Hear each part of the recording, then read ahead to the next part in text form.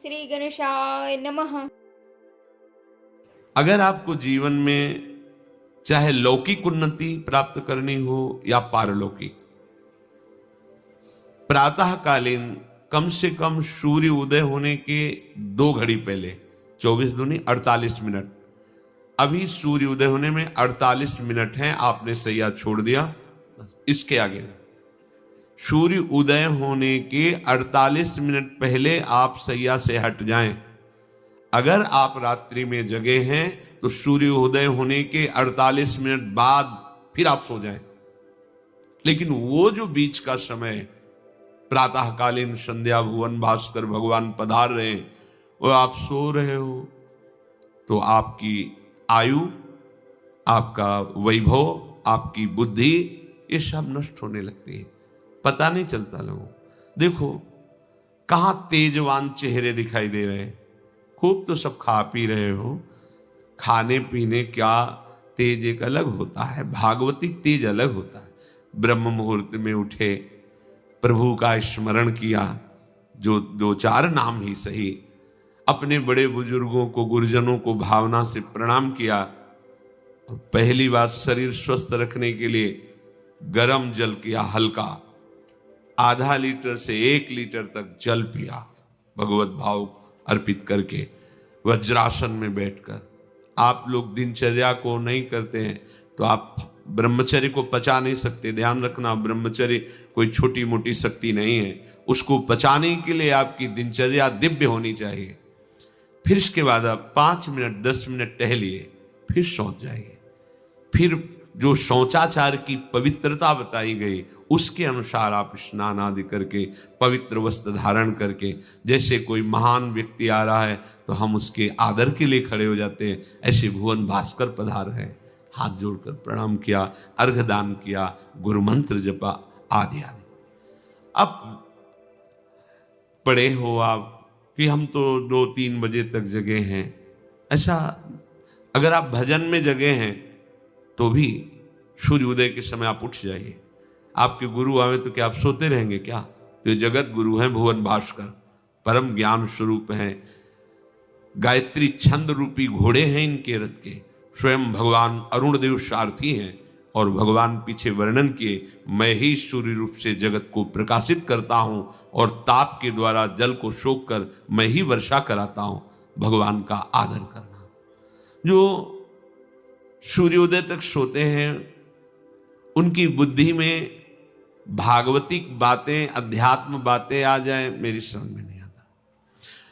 अगर आप थोड़ा भी शरीर स्वस्थ रखना चाहते हैं तो जैसे नियम से भजन वैसे व्यायाम आवश्यक है। सबसे प्रार्थना है, ये दवाइयों के बल पर जीना बंद करो।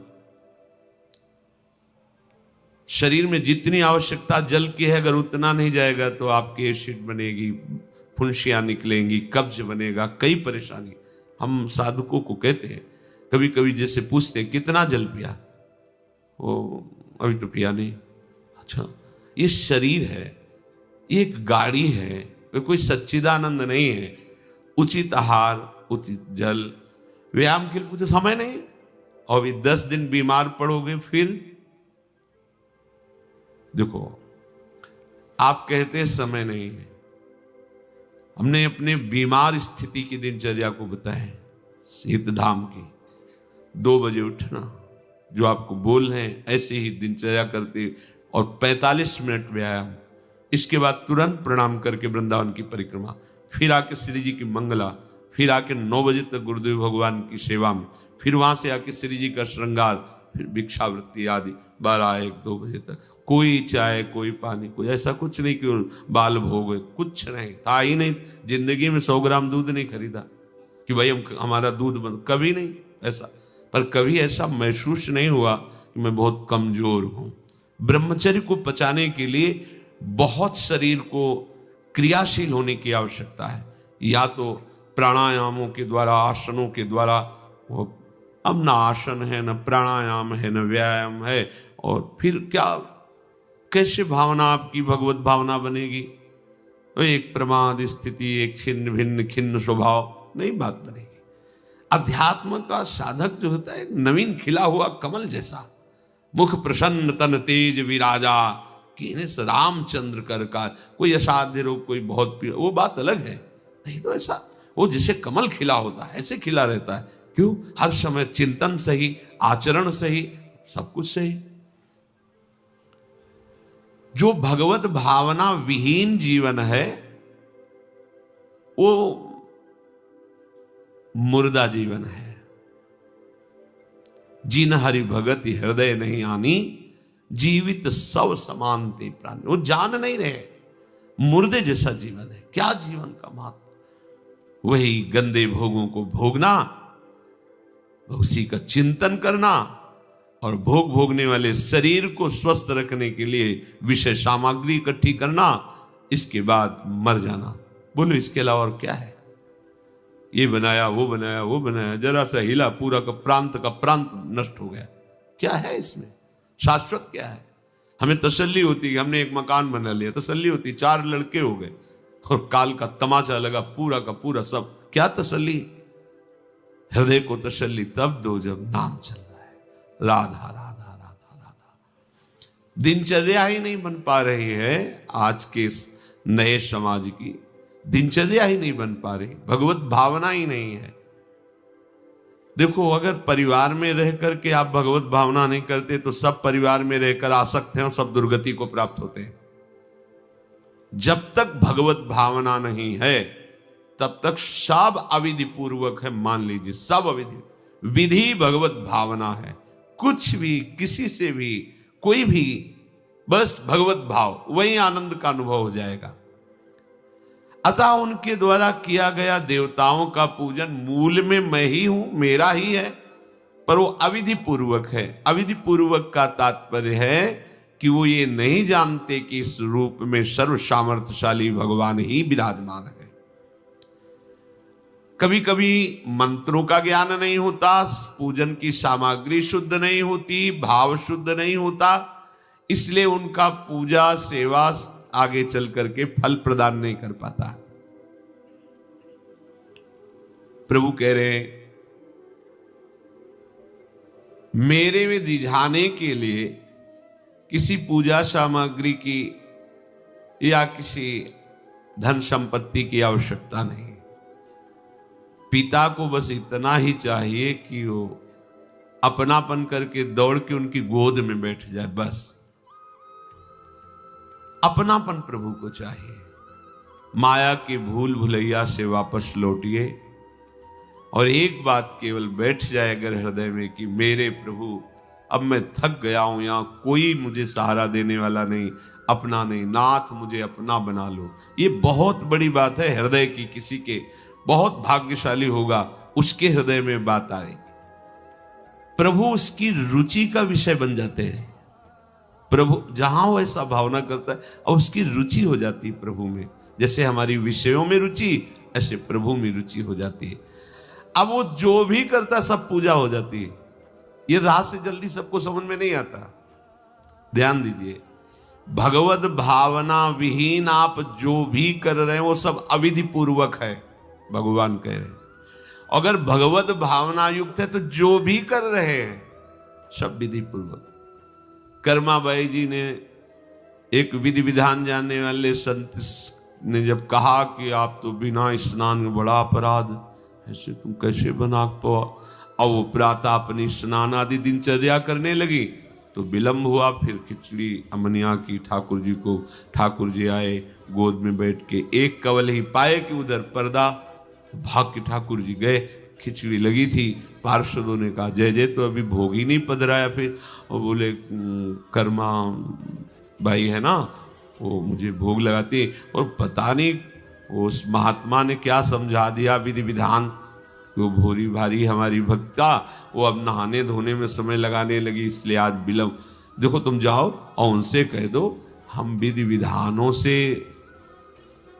फंसने वाले नहीं, विधि विधान हमें कोई फांस नहीं सकता है।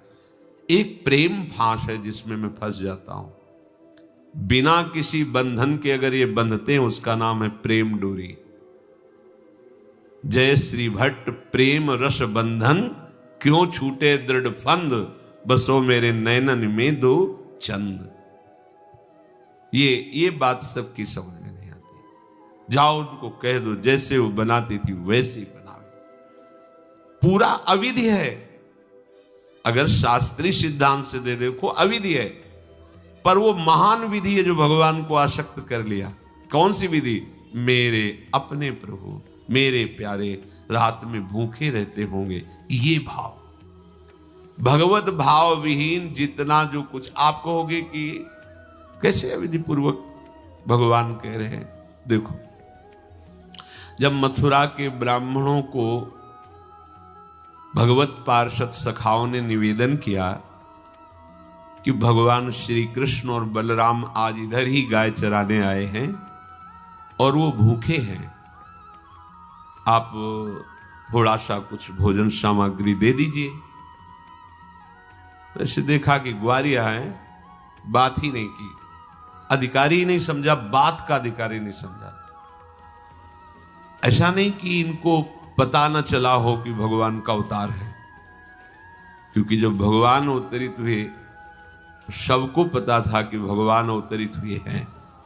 प्रायः सबको पता था, सबको। जैसे वायु शीतल चलती तो सबके अंगों में लगती है, इसलिए महान प्रकृति उल्लसित होकर नृत्य कर रही थी आनंद में जब भगवान का प्रादुर्भाव हुआ। और उन्होंने बाद में स्वीकार किया कि मैंने महापुरुषों से सुना था कि भगवान पधारे हैं, पर मेरा कितना दुर्भाग्य कि वो स्वयं यज्ञ भोक्ता भगवान आगे जैसे कह रहे, आम ही सर्वयज्ञानाम भोक्ता च प्रभुरेव च, समस्त यज्ञों का भोक्ता मैं हूं। स्वयं समस्त यज्ञों की भोक्ता मांग रहे हैं और वो यज्ञ करने वाले ब्राह्मण अनादर कर रहे हैं। हुई ना विधि। और उन्होंने स्वीकार किया। मैंने देखा कमरे की छत पर एक छिपकली उल्टी लटकी थी। पूछा क्या बात है, छत से उल्टी क्यों लटकी हो, नीचे क्यों नहीं आती?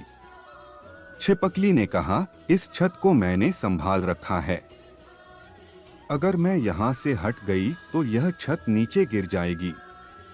वह छिपकली और कोई नहीं, मैं है। हम भी तो इसी भ्रम में जी रहे हैं कि इस घर गृहस्थी को मैंने संभाल रखा है, अगर मैं ना रहा तो सब गड्ढमड्ढू हो जाएगा। याद रखें, किसी के गुजर जाने से किसी का गुजारा नहीं रुकता। खुशी जल्दी में थी रुकी नहीं, गम फुर्सत में थे ठहर गए। लोगों की नजरों में फर्क अब भी नहीं है। पहले मुड़कर देखते थे, अब देखकर मुड़ जाते हैं। आज परछाई से पूछ ही लिया क्यों चलती हो मेरे साथ, उसने हंसकर कहा, दूसरा कौन है तेरे साथ। पक्के हुए फल की 3 पहचान होती है, एक तो वह नरम हो जाता है, दूसरा वह मीठा हो जाता है और तीसरा उसका रंग बदल जाता है। इसी तरह से अच्छे परिपक्व व्यक्ति की भी 3 पहचान होती है। पहली उसमें नम्रता होती है, दूसरा उसकी वाणी में मिठास होती है और तीसरा उसके चेहरे पर आत्मविश्वास का रंग होता है। इंसान जाने कहाँ खो गए हैं, जाने क्यों अब शर्म से चेहरे गुलाब नहीं होते, जाने क्यों अब मस्त मौला मिजाज नहीं होते। पहले बता दिया करते थे दिल की बातें, जाने क्यों अब चेहरे खुली किताब नहीं होते। सुना है बिन कहे दिल की बात समझ लेते थे, गले लगते ही दोस्त हालात समझ लेते थे। तब ना फेसबुक था, ना स्मार्टफोन, ना ट्विटर अकाउंट, एक चिट्ठी से ही दिलों के जज्बात समझ लेते थे। सोचता हूँ हम कहाँ से कहाँ आ गए, व्यावहारिकता सोचते सोचते भावनाओं को खा गए। अब भाई भाई से समस्या का समाधान कहाँ पूछता है, अब बेटा बाप से उलझनों का निदान कहाँ पूछता है। बेटी नहीं पूछती माँ से गृहस्थी के सलीके, अब कौन गुरु के चरणों में बैठकर ज्ञान की परिभाषा सीखता है। परियों की बातें अब किसे भाती है, अपनों की याद अब किसे रुलाती है। अब कौन गरीब को सखा बताता है, अब कहाँ कृष्ण सुदामा को गले लगाता है। जिंदगी में हम केवल व्यावहारिक हो गए हैं, मशीन बन गए हैं, हम सब इंसान जाने कहाँ खो गए हैं। इससे ज्यादा तुम्हें और कितना करीब लाऊं मैं, कि तुम्हें दिल में रखकर भी मेरा दिल नहीं भरता। कान्हा, अच्छे लोगों की कृष्ण परीक्षा बहुत लेता है परंतु साथ नहीं छोड़ता, और बुरे लोगों को कृष्ण बहुत कुछ देता है परंतु साथ नहीं देता। कृष्णा। अगर आपको भी है ईश्वर के अस्तित्व पर आस्था तो कृपया लाइक और सब्सक्राइब करें। कमेंट में लिखें जय श्री राधे राधे।